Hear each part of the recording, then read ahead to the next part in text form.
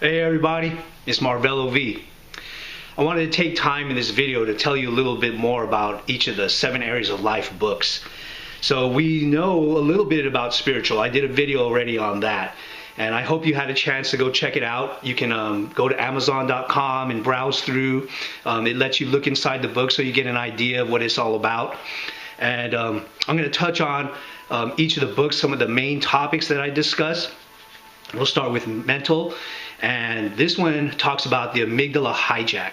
And it's the idea that our brains get caught in a loop from all of our experiences, the way we respond to our experiences in life, the way our parents raised us, the way our personality relates to situations that occur. And as we become adults, it's hard to kind of break that loop.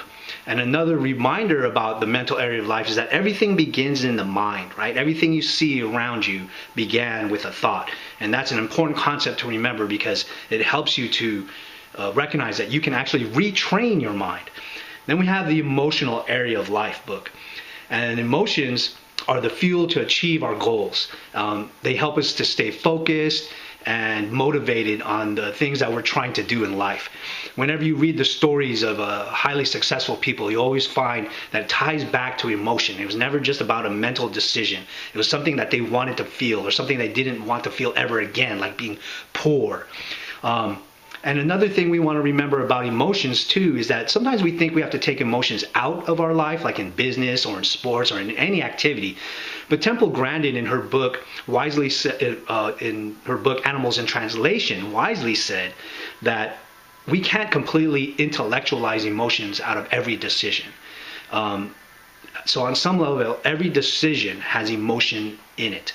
And it's important to remember that so that we can kind of gain control of our emotions and recognize when our emotions are starting to take over us. Then we have the physical area of life. This one has always been kind of near and dear to me as a student of martial arts for many years. It's in our bodies that we experience all of life. And we also learn in the book about how God speaks to us through our body, much like intuition. And we look at the idea that in our gut, there are more neurons in our gut than there are in the spinal cord and the nervous system, which is an interesting concept because the body has a powerful ability to heal itself and to heal other people. Then we have the relational area of life. This one is specific to people in our lives that we're close to, people that we love and that we care for. The people closest to us help us grow on the path of love, and they remind us of where we've been, and they also can hold us accountable.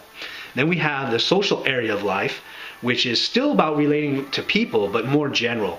We learned that the one common trait all cultures share is mourning of the dead. And also the celebration of life, the birth of a newborn.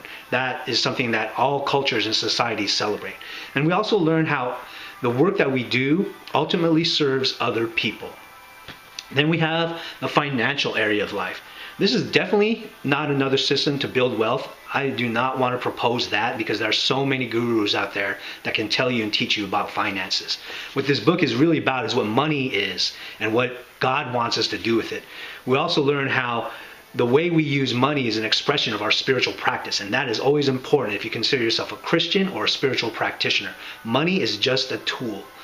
So I hope this little video helps. These books are meant to be like what I consider like the cliff notes of life, right?